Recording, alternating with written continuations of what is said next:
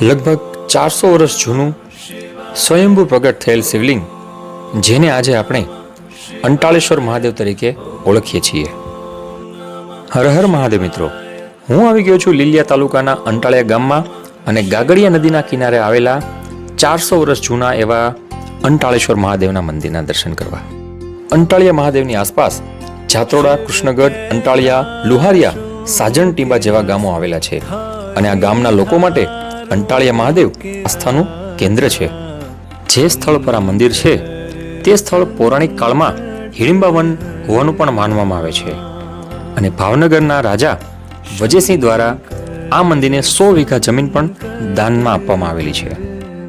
આપણા સૌરાષ્ટ્રની ભૂમિ સાધુ સંતો અને શૂરવીરોની ભૂમિ છે અને એટલે જ આ મંદિરની બાજુમાં પાળિયા પણ આવેલા છે કે જે આપણા શૂરવીરોની બલિદાનની નિશાની છે.